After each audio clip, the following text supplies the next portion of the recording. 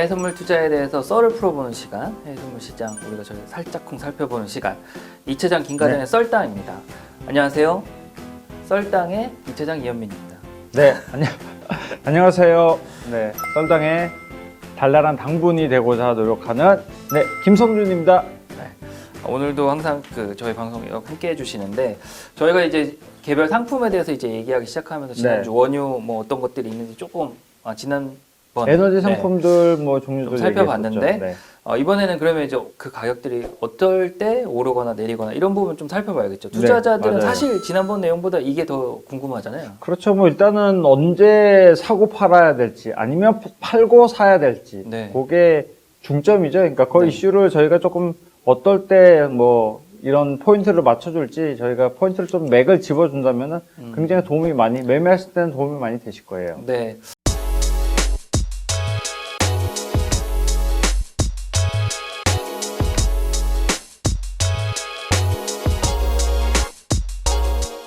저는 이제 뭐 이번 시간 준비하면서 뭐 어떤 고급 그런 것보다는 기초적으로 이 정도는 알아보자. 사실 원유 몰랐는데 원유 관련해서 뭐 MBA나 이런 거 하시는 분들이 원유 시장의 어떤 역사적인 배경 이런 걸 공부를 한다더라고요. 이게 정치와 분리되지 않는 그런 특성이 있어가지고. 그렇죠. 네, 그래서 열심히 좀 저도 준비를 해봤는데 오늘 좀 이것저것 얘기를 한번 해보면 좋을 것 같아요. 그래서 이제 시작은 저희 프로 늘 하는 코너 속의 코너. 1분 당 충전 먼저 좀 시작을 해보려고 하는데요. 그러시죠. 저희가 한번 시간 재볼까요, 이제? 네, 이제 시간 한번 재보세요. 이제 뭐 대충 뭐 비슷할 듯 싶습니다. 뭐 따로 준비를 제가 하진 않아요. 따로 준비를 하진 않아도 뭐 어느 정도 맞출 수 있을 것 같습니다. 네. 그럼 이제 시작해 보겠습니다. 잠깐 다시. 자, 네, 지금부터 다시 시작해 보겠습니다. 시작. 자, 오늘은 에너지 원유의 가격 변동의 요인을 한번 조금 확인을 해보겠습니다. 왜 확인을 하냐? 자, 처음에 인사말로 말씀드렸다시피 가격 변동에 있어서 사자, 팔자, 사자 어떤 타이밍에 우리가 매매를 할 때 투자자분들께 도움이 될까? 요 이슈를 말씀을 드리기 위해서 오늘 같은 시간을 마련을 했습니다. 왜냐면 조금이라도 포인트를 줘야 언제 내가 어떻게 수익을 그나마 이제 수익을 낼 수 있는 확률을 높일 수 있는 그런 포인트를 저희가 맞춰드릴 수 있기 때문에 장기적 관점 그리고 단기적 관점으로 해가지고 원유 가격 변동의 주요 요인을 한번 파악을 해보는 시간을 가져보도록 할까 합니다. 시간이 남았어요. 13초 정도 남았는데 이렇게 이제 간단하게 해서 오늘 내용을 이제 설명을 쭉 드리면 메인 내용 위주로 한번 그러면 될 것 같아요. 알겠습니다. 그럼 이제 원유 시장을 움직이는 요소 크게는 이제 거시적인 요소들이 있고 또 작게는 이제 미시적인 이렇게 두 가지 요소 이렇게 나눠서 볼 수 있는데 일단은 아까 과장님 설명하신 장기적인 영향 요소 먼저 순차로 한번 살펴보면 될 것 같아요. 그래서 첫 번째로는 이제 글로벌 거시 경제가 어떻게 원유 시장에 영향을 주는지 먼저 조금 살펴보려고 하는데요. 먼저 설명하시겠어요? 뭐 일단은 기본적으로 자 원유라는 거는 어떤 상품이죠?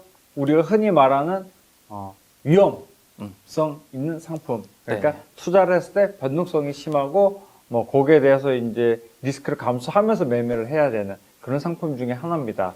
말 그대로 안전자산이 아니에요. 위험자산. 안전자산이면 시장이 이제 변동성이 그나마 안전자산이면 채권이나 달러 같이 이제 그 시장 변동성이 심할 때 그나마 이제 내 자산을 지켜줄 수 있는 상품을 말하는데 이 위험자산인 이제 원유는 이제 말 그대로 경기의 흐름에 따라 민감하게 반응을 합니다. 자, 원유 어떤 상품? 기름이잖아, 말 그대로. 기름인데 이거를 경기가 좋아. 경기가 좋고 그러면 건물도 많이 짓고 자동차도 많이 사고 사람 돈을 많이 버니까 중기계도 뭐 넣고 그렇다 보니까 아무래도 기름 수요가 많고 그러다 보면은 아무래도 경기가 좋다 그러면은 당연히 원유 가격 수요가 많으면 제가 처음에 말씀드렸죠 수요와 공급 수요가 많으면은 가격은 오르죠. 자 이거 중학교 때 배우는 것들이에요. 수요가 많으면 가격은 오르게 돼 있어요. 대신 요즘처럼 글로벌 침체 막 부담감을 현재처럼 가지고 있어요. 원유 수요가 줄어들 수도 있다는 얘기가 있어요. 원유 수요가 줄어들면서 오펙이 그러면은 감산을 더 하겠다는 그런 얘기까지 막 나오고 있어요. 수요가 줄면은 생산량이 많아요. 아무래도 그러면은 가격은 어떻게 되겠죠? 내려가겠죠. 이런 변동성을 가지고 같이 경기 흐름과 가격이 같은 방향성을 가지는 그런 모습을 나타내고 있습니다. 아, 이 차트를 제가 좀 그려 왔어요. 네. 자, 이거 보시면은 이제 우측이 이제 경기 흐름을 대표하는 게 뭐죠? 말 그대로 주가 지수죠. 주가 지수죠. 네. 주가 지수. 가장 대표적인 미국의 주가 지수 이미니 S&P를 제가 이제 차트를 가지고 왔고 네. 이게 3년치예요, 3년치. 네. 최근 3년치고 우측에 이제 똑같이 원유 가격 흐름을 똑같이 갖고 왔어요. 그래서 똑같은 기간에 이제 보여주는 가격 흐름인데 자, 가격이 처음 오르거나 내릴 때 같은 흐름을 보여줘요. 시간대가, 네. 흐름대가. 움직임이 말 좀 그대로, 비슷하네요. 네, 움직임이 굉장히 비슷하다고 볼 수가 있어요. 그러니까 미국 지수가 최근에 이제 뭐 트럼프 대통령의 이제 이후로 이제 계속 끌어올리는 경향이 이전부터 쭉 대통령 되자마자 그런 경향이 있지 않지만은 네. 그런 경향이 있었지만은 네. 유가 가격 역시 같이 이제 움직인다는. 네. 근데 최근에는 조금 이제 변수가 이제 그 오펙에서 이제 감산을 하면서 이제 가격의 변동성이 조금 이제 네. 있었거든요. 그런 부분을 제외한다면 실제로 이제 같은 비슷한 흐름을 보여준다. 그렇게 이제 투자자분들은 생각하시면 될 것 같아요. 그렇겠네요. 그러니까 이제 그 뭐 오펙에서 감산을 한다. 뭐 감산을 하게 되면 이제 수요가 많지만 어느 정도 있지만은 말 그대로 뽑아낸 이제 공급 자체를 적게 함으로써 가격이 오르는 방식을 채택하는 네. 경기 자체도 같이 오르고 경기 자체도 좋은 상황에서 네. 이제 그런 상황에서 같은 흐름을 보여준다. 양의 상관관계 좀 어려운 말로 양의 상관관계 네. 전문 용어. 네, 양의 상관관계로 흐름을 보여준다라고 이제 말씀을 드릴 수가 있어요. 그렇죠. 이게 비슷한 예가 2008년 이전 2007년까지 소위 이렇게 슈퍼 사이클을 부르는데 중국이 이제 세계 무역 시장에 온 뒤로 계속 세계 경기가 좋아지면서 뭐 그렇죠. 생산도 많아지고 원유 가격도 뭐 계속 올라서 네. 2007년에서 8년 넘어가면서 원유 막 100불을 넘고 네, 150불 뭐 또 골드만삭스가 200불 간다고 좀 막 네. 허풍 떠는 네. 그런 시기까지 왔었죠. 네, 결국은 맞아요. 그게 경기가 좋아지면서 모두 상승세를 이뤄낸 그런 흐름이라고 보면 네, 되겠네요. 맞습니다. 네. 그럼 그 반대 예도 바로 있었잖아요. 그렇죠. 그렇죠. 2008년에 서브프라임 모기지 사태가 발생하면서 네. 리만 네, 파산하면서 리먼 브라더스. 네. 그래서 제가 그때 이제 직장 생활을 할 때 좀 네. 막내급이었는데 뭐 알았나요? 원유가 그냥 오르나 보다. 그런데 계속 오르길래 좀 100불 넘고 이상하다 이 생각을 했죠. 자릿수가 바뀌니까. 근데 또 계속 오르더니 골드만 이제 어릴 때는 골드만삭스 진짜 좋은 네. 금융회사로 생각해서 200불 간다고 생각을 했는데 웬걸 그 얘기 하자마자 입방정 하자마자 떨어지기 시작해갖고 20불 때까지 갔거든요. 네. 그래가지고 깨달았죠. 황금 양말은 거짓말쟁이. 이제 믿으면 안 되겠다. 그래 막 그때 루머도 있었어요. 골드만삭스가 골드만삭스 내 사촌 동생이 일하는. 진짜요? 골드만삭스가 원래 그 원유 투자를 했는데 네. 더 올라야 이득을 보는데 안 보니까 리포트 이렇게 쓰고 나중에 이익을 취했다 뭐 이런 루머도 돌았었거든요. 네, 그래서 맞아요. 결국은 이제 경기가 좋으면 오르고 그다음 리먼 터진 다음에 경기 확 나빠져서 내리고 네. 이런 일반적인 순환론을 따르는 거네요. 네, 맞습니다. 말 그대로 경기가 좋았을 때는 아무래도 사용자들이 많다 보니까 그리고 경기가 안 좋았을 때는 사용하는 게 아무래도 부담이 되니까 쓰는 게 부담이 되니까 네. 뭐 말 그대로 자동차 하나 굴리려 그래도 여행을 가더라도 뭐 돈을 써야 되는데 기름을 넣어야 되는데 여행을 안 가게 되잖아요. 아무래도 조금 그러니까 그쵸. 이제 그런 부분에서 수요 부분에 흐름에 일단 있어서 이제 말 그대로 지금 제가 이전에 아마 그 말씀드렸던 커머디티 상품은 수요와 공급, 이 수요 공급은 굉장히 이제 중요하게 가격 흐름에 민감하게 반응한다는 거. 그렇죠. 그거는 이제 말씀드렸어요. 그러니까 뭐 최근에 제가 본 자료를 보니까 원유 시장도 큰 아주 거시적으로 수요가 공급 이제 우위가 어느 쪽에 점하느냐 이런 차이가 있더라고요. 네. 그래서 원유 시장 초창기 어떻게 시작되는지 아세요? 뭐 일단은 원유 개발을 시작이 되고 나서는 그때부터는 뭐 어떻게 됐겠죠. 저도 몰랐는데 원유가 광범위하게 쓰이게 된 게 네. 처칠 때문이라는 의견도 어떤 있더라고요. 거? 처칠, 영국의. 처칠. 영국의 처칠이 해군 장관일 때 네. 영국 해군이 석탄이 아닌 음. 석유로 이제 연료를 써서 배를 운행하겠다고 발표를 하면서 맞아요. 네. 배를 이제 그 고체 대신에 액체로 액화시키는 걸로 이제 한다고 해서 네. 맞아요. 그러니까 똑같은 얘기 들었어요. 부피에 석유를 넣는 게 효율이 높기 때문에 네. 바꿨는데 문제가 하나 있죠. 영국은 석유가 안 나는 네, 나라였어요. 그렇죠. 그래서 아랍 쪽에 이제 관심을 두고 네. 그쪽에 투자를 하는데 아라비아 로렌스라는 영화 아세요? 몰라요. 아 이게 나이 드러나는 늙은 사람만 아는 영화인데 그런 뭐 요약하면 아랍의 독립을 위해서 영국인 장교가 그 독립을 지원해서 이제 아랍 국가가 독립하는 이런 내용 영화인데 네. 그 실화거든요 사실은. 아, 실제 실화예요. 그리고 영국이 그때부터 그걸 감안해서 이제 중동 지역에 손을 뻗친 거죠. 그래서 정치 경제적으로 영향을 끼치는데 사실 초기에는 수요보다 공급이 많았대요. 아무래도 그때까지만 해도 고체 연료로 사용하는 그렇죠. 석탄이 많았을 테니까. 예. 그렇게 하다가 우리가 오일 쇼크 알죠? 70년대 네. 오일 쇼크 때는 거꾸로 수요가 늘어난 거예요. 공급보다. 그래서 이제 다시 이렇게 오펙이 힘을 갖고 뭐 이런 것들이 생겼고 그다음 이제 그다음 시기가 오면서 80년대 들어서는 공급이 또 많아져요. 그래서 이게 오르락 내리락을 반복하고 있다. 이 네. 부분을 좀 착안할 필요가 있어요. 네. 그러면 이제 거시 경제는 좀 충분히 설명이 된 것 같고 네. 두 번째 이제 주요 생산 지역의 지정학적 이슈가 영향을 끼치는데 아까 중동도 제가 그래서 얘기 드렸는데 최근에 네. 사우디 네. 공격받은 아람코 네. 회사가 공격받았죠. 그렇죠. 정유회사가 정유시설 부분이. 네, 그날 아침에 저희 둘이 힘들었죠. 아침부터 아주 그냥 네. 네. 그래서 좀 힘들었어요. 네. 아침부터. 네. 가격이 완전 미쳐서 들쑥날쑥하면서 이제 마침 그때 이제 아침에 우리 회사에 이제 근무자가 이제 우리 차장님하고 저하고 딱 근무자 둘밖에 없었는데 네. 가격이 급등락되면서 조금 이제 힘들었습니다. 그렇죠. 여기가 고생은 다 하고 저는 이제 마무리만. 하여튼 그런 일이 있었는데 이제 그런 것들이 지정학적 이슈죠. 그래서 뭐 요약하면 뭐 생산국 쪽에 뭐 문제가 있으면 이제 가격이 오르는. 그렇죠. 네. 네. 아무래도 뭐 기본적으로 일단은 똑같이 또 얘기가 반복이에요. 수요와 공급인데 수요 공급하는 쪽에서 문제가 생겼을 때에도 당연히 가격의 변동성은 가져올 수가 있겠죠. 그것도 네. 참고로 반드시 하셔야 될 것 그래서 같아요. 이 부분은 제가 조금 더 설명드릴게요. 사실 네, 많이 네. 준비했는데 네.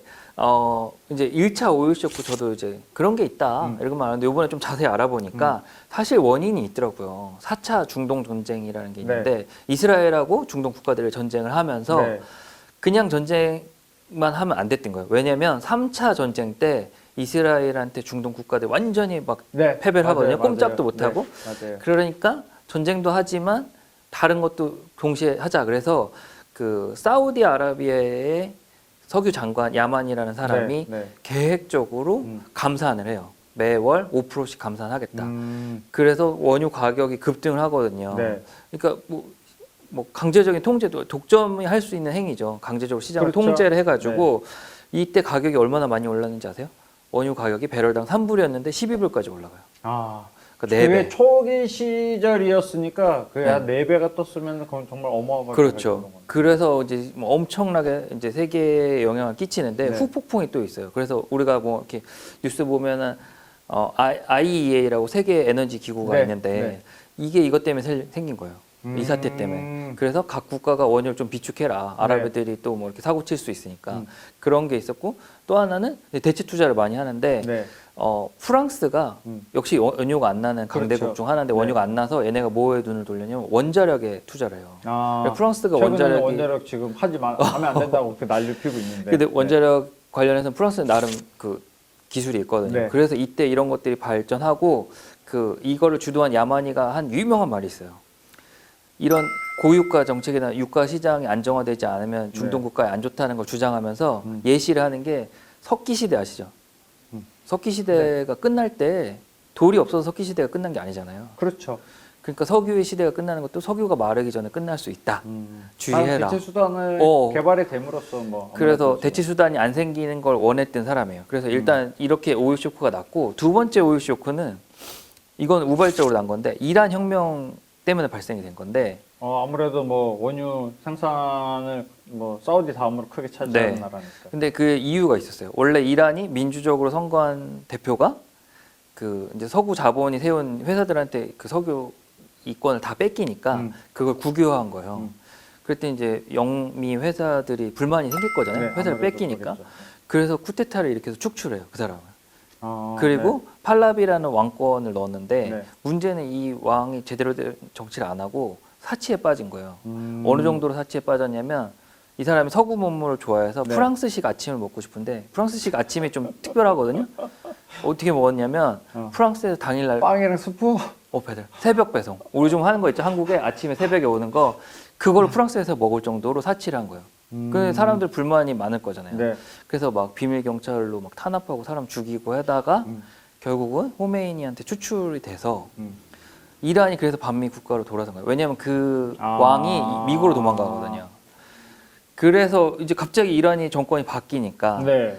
이 수출이 중단되는데 문제는 당시에 1차 오일 쇼크 때문에 뭐 북해 브렌트유나 네. 뭐 중동 말고 뭐 남미나 아프리카에서도 사실 원유 개발을 아시아나 열심히 했대요. 네. 그래서 네. 그렇겠죠. 감소된 만큼 어느 정도 보충을 해줄 수 있었는데 급등한 이유는 시장에 불안 심리가 있는 거예요. 언제든지 이렇게 취약하게 될 수 있구나. 이때는 70년대는 막 일본 경기 호황이고 우리나라도 막 이렇게 어떻게 기지개 그렇죠. 펴보려고 네. 하니까 으쌰으쌰할 때니까. 전 세계가 이렇게 호황으로 가니까 수요가 훨씬 많았거든요. 네. 그러니까 언제든지 이렇게 문제가 생길 수 있구나는 충격에 이때도 가격이 엄청 많이 오르는데 배럴당 13불에서 40불까지 올라요. 그때도 또 한 3배, 4배까지 네. 그렇게 뛰네요. 사실 이게 뭐 정책 경기에는 안 좋지만 투기적인 입장에서 사실 엄청난 기회죠. 그렇죠. 단기간에. 네. 그때는 선물 시장이 없었으니까 선물 시장이 선물시장이 없었어요. 매수했었으면 대박이 나는 케이스. 대박이 나죠. 근데 이게 이란 이제 혁명이 일어나고 1983년 3월에 나이맥스라는 이제 저희 네. 거래소 설명해 드렸던 그 나이맥스에서 원유 선물이 상장이 되는데 그렇죠. 중동에서는 반대를 했어요. 좀 선지적인 사람들은 반대를 했는데 이유가 그 전에는 원유 가격을 오펙이 막 맘대로 정했어요. 그렇죠. 70년대 네. 오일 쇼크 날 때는 공급보다는 수요가 많으니까 네. 공급자가 왕이에요. 네, 막 그렇겠죠. 네. 근데 선물이 생기면 뭐가 달라지냐면 오일 이렇게 급등하면 선물로 수익을 낼 수 있기 때문에 그렇죠. 시장의 조절자가 힘이 권력이 옮겨가는 거예요. 자본이 있는 회사로 투기적인 예를 들어 뭐 WTI 선물이 생겨서 가격을 막 강제로 낮춘다. 네, 맞아요. 막 자본을 투하해서 막 찍어 누른다라면 맘대로 안 되는 거잖아요. 그래서 이런 반대가 있었고 이제 그걸 기점으로 오펙이 시장의 지배력, 뭐 물론 비오펙의 생산이 늘어난 것도 원인이지만 점진적 감소. 그래가지고 자본이 원유 시장의 메인 키가 되는 역사적인 사건이 되죠. 머니즈 파워가 네. 적용이 되는 대표적인 케이스로 볼 수 네. 있을 것 같습니다. 그래서 이제 뭐 그다음 이제 살펴볼 만한 게 이제 이라크 전쟁. 네. 이라크 전쟁 그렇죠. 두 번 있죠. 네, 이제는 뭐 저희가 이제 기억할 수 있는 네. 이라크 전쟁. 네. 근데 이라크 전쟁 두 개가 있는데 조금 다른데 아버지 부시 때는 먼저 이라크가 쿠웨이트를 침공하잖아요. 그렇죠. 근데 이유가 있었어요. 후세인이 원래는 진짜 웃긴 게 이라크가 미국을 대리해서 이란하고 전쟁을 했거든요. 8년간. 네, 맞아요. 그랬는데 뭐에 꽂혔는지 이제 그 전쟁이 아무 소득도 없이 끝나니까 쿠웨이트를 자기가 합병을 해서 사우디만큼 덩치를 키우고 싶었던 거예요. 원유 시장에. 그 나중에 뭐 저희 자료를 보시면 아시겠지만 사우디가 중동에서는 가장 원유를 많이 갖고 있고 네. 그다음 순서가 그 다음이 이란이랑 그다음 또 이라크. 이제 이라크 순서죠. 근데 그다음 쿠웨이트인데 이라크가 쿠웨이트를 먹으면 사우디 그래도 어느 정도 대적할 수 있는 위치가 되거든요. 그렇죠. 그래서 미국이 되게 고민을 많이 했대요. 전쟁을 할까 말까. 근데 결론은 사우디처럼 자기 편 확실하지 않으면 이제 이라크가 그렇게 해서 힘이 세지는 걸 원치 않으니까 전쟁을 그렇죠. 했고 명분도 있었죠. 먼저 네. 쿠웨이트를 침공했으니까. 그래서 이제 됐고 두 번째 아들 부시 때는 뭐가 있었냐면 이게 되게 중요한 뉴스인데 아들 부시 때 이제 그 원유 관련된 미국 내 이제 정책 보고서가 나오는데 원유 수요보다 미국 내 생산한 원유량이 준다. 네. 이렇게 발표가 나요. 아. 왜냐하면 사실은 1930년대에도 이미 그 전에 30년 이전에는 미국에 생산한 원유가 남아 돌아서 막 외국에 수출을 했거든요. 네. 맞아요. 그래서 뉴욕에 가면 락펠러 센터 네, 아시죠? 네. 미국 애들은 락커펠러라고 네, 부르던데 맞아요. 락펠러니까 못 알아듣어요. 그 락펠러가 스탠다드 오일이라고 엄청 큰 오일 회사였는데 그렇게 많이 만들어도 조사를 해보니까 미국은 그때 기술로는 더 이상 뽑을 데가 없다. 그렇지만 중동에 갔더니 쉽게 많이 뽑을 수 네. 있다. 그래서 미국이 그때부터 중동에 막 이렇게 개입을 했던 거거든요. 꼽으면 나오니까 꼽으면. 그렇죠. 네. 그래서 주거니 받거니 했는데 결국은 저희 어렸을 때는 원유는 언젠가 없어진다 이 공포감이 계속 네, 항상 있었는데 맞아요. 이제 90년대에 한번 전쟁이 이르고 그다음 아들 부시 때도 미국이 소비 대비 이제 부족하다. 네. 근데 사실 지금은 거꾸로 됐거든요. 네, 맞아요. 이제 쉐일올이라는 걸 발견하면서 지금은 미국이 제일 전 세계에서 원유를 제일 많이 생산하지만 그렇죠. 네. 그 당시엔 그걸 몰랐던 거예요. 네. 그래서 그런 불안감 때문에 이런 불안감이 있었고 또 그다음 부통령이 딕 체니라는 친구였는데 이 사람이 석유회사 출신 임원이었어요. 그러니까 이런 이권이 엮여서 그다음 이라크를 침공해서 그런 중동에서 원유 수급 관련해서 네. 자기들이 어떤 주도적인 지위를 얻고 싶다. 에너지를 안정적으로 공급받을 수 있는 루트를 만든 거죠, 실제로. 그렇죠. 그래서 이런저런 사태들이 벌어지면서 이제 중동 사태까지 이렇게 해서 벌어졌고 이제 지금 최근 한 10년에서 최근 특히 3, 4년의 흐름을 보면 미국이 셰일 오일이라는 걸 만들어서 더 이상 중동이 필요가 없는. 네. 그래서 얼마 전에 이제 트럼프가 다 미군 철수하면서 뭐가 있었죠? 터키의 시리아 쪽? 터키가 시리아 쿠르드족을 네, 공격하잖아요. 네, 맞아요. 그러니까 네. 사실 미국은 이제 중동이 어떻게 되든 상관이 없거든요. 네, 별로 이제는 관심사가 아니죠. 이제 네. 본인들의 에너지 자원은 확보가 완벽하게 됐으니까. 네. 심지어 이제 수출을 금지했던 거를 풀고 수출까지 하는 네. 그런 나라가 됐으니까. 그래서 그 부분에 되게 의미심장한 내용이 또 제가 오늘 아침에 봤는데 네. 사우디의 아람코 드론 공격 받은 네. 게 이 충격이 원유 일 생산량이 570만 배럴 정도인데 그게 전 세계 5%? 맞아요. 전 세계 5%. 그다음 인도가 일일 사용하는 게 470만 배럴이니까 인도 전체가 쓰는 것보다 많은 양이 그러니까 어마어마하네요. 엄청난 네, 거거든요. 네. 그래서 아까 얘기드린 이란 혁명이 560만 배럴, 그다음 이라크 쿠웨이트 침공이 430만 배럴이니까 그거보다 더 컸잖아요. 그렇죠. 근데 생각보다 이 3배씩 원유가 안 올랐잖아요. 네, 안 올랐죠. 이유가 있었어요. 첫 번째는 그 트럼프가 중국이랑 저희 프로 보시면 알겠지만 계속 싸웠잖아요. 네, 그러니까 글로벌 경기 불안이 있죠. 맞죠. 그러니까 수요에 대한 불확실성이 있고 네. 두 번째는 미국이 계속 뽑아내니까 네, 그리고 전략 비축률을 푸니까 네. 이게 없어도 된다 이런 확신이 생긴 거죠. 네, 그렇죠. 이제 트럼프가 전략 비축률 푼다고 얘기했죠. 그러니까 네. 그 미국이 실제로 그 수출을 하기 전에는 자국 내에서 뽑아져 나오는 원유는 열심히 모아놨거든요. 자기네들 솔직히 얼마나 모아놨는지는 솔직히 카운트는 안 되잖아요. 솔직히 그래서 이제 그런 비축률을 푼다는 얘기가 있으니까 미국은 아무도 이제 모르기 때문에 미국이 정말 많이 갖고 있다라고 생각을 갖고 있어서 그래서 가격 부분에서는 크게 흔들림이 그렇죠. 없었던 것 같아요. 그 뭐 추정컨대 뭐 10년 이상 이렇게 할 수도 있으니까 미국이 어마어마하게 보관을 해놓고 네. 있다 추정만 하는 거죠. 사실 네. 중국도 많이 보관을 했었거든요. 그렇죠. 네. 그래서 그 리만 사태 터지고 원유가 막 20불 갈 때 네. 무슨 소문이 있었냐면 중국도 비축률을 늘리는데 네, 어마어마한 그 탱크가 있잖아요. 그렇죠. 근데 싸니까 그거랑 똑같은 분량을 또 만들었대요. 음. 그러고도 남아서 유조선을 물 위에 띄워놓는 네, 게 맞아요. 네. 이득이다 그래서 네, 띄워놨었잖아요. 네. 근데 지금 상상할 수 없는 네. 그러니까 이렇게 수요와 공급에 좀 관심을 갖고 투자를 해야 될 그런 이런 이제 이유가 여기서 한 번 더 확인이 되고 네, 맞아요. 그다음 이 프로 준비하면서 또 오펙에 대해서도 알아봤는데 오펙이 원래는 1960년에 생성이 된대요. 그래서 네. 사우디, 베네수엘라, 이란, 이라크, 쿠웨이트 이렇게 5개국이 하는데 네. 이때 원유 수출의 80%나 점유하는 국가들이었던 거예요. 이 다 합치면. 아, 근데 영향력이 약했어요. 이유가 베네수엘라는 처음에 이제 미국이 이제 중남미 약간 사회주의화 되는 걸 막으려고 막 네. 돈을 풀어요. 그래서 네. 베네수엘라는 미국 돈 받고 친미돼서 뭐 미국 정책에 위반되는 행위를 안 했고 네. 두 번째는 사우디랑 이란이 생산량이 많은데 사이가 안 좋아요. 사우디는 수니파, 그렇죠. 이란은 시아파에서 네. 관계가 안 좋으니까 합의가 안 되는 거예요. 감산. 그리고 마지막으로 석유 개발에 대한 기술이나 자본은 서구 회사들이 갖고 있어요. 그렇죠. 미국하고. 네, 그러니까 맞아요. 그게 영향이 없다가 나중에 이제 수요가 커지는 시점에 오펙이 이렇게 힘을 갖는 거고 사실은 오펙 감산 합의가 잘 안 된대요. 딱 1차 오일 쇼크 빼고는 제대로 안 지킨 거예요. 맞아요. 네. 그래서 2014년에 오펙이 감산을 러시아랑 합의할 때 시장의 가격이 그렇게 급등하는 이유가 역사적인 이유가 있더라고요. 원래 안 되던 애들인데 음.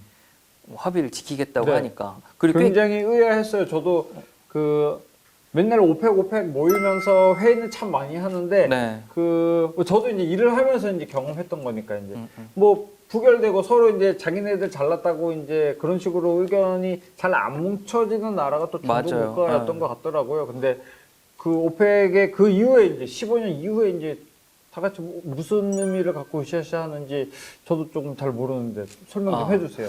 그게 이유가 있더라고요. 원래 사우디가 트라우마가 있어요. 뭐냐면 사우디가 이란 사태를 겪고 원유 시장이 이제 힘이 공급에서 수요로 넘어가는 시점에 원유 가격을 방어를 해야 되잖아요. 네, 그렇죠. 그래서 오펙 국가를 불러놓고 감산을 합의해요. 근데 안 지켜. 그렇죠. 막 이라크 후세인 생긴 거 봐요. 네. 말 듣게 생겼어요? 안 듣게 생겼어요? 그래가지고 안 지키니까 사우디만 1년간 전체 70%를 감산을 했는데 70%나. 그래서 가격을 많이 지켜요. 많이 지키는데 문제는 다 양아치인 거죠. 남들이 그래서 사우디 몫을 다 뺏어가요. 점유율로.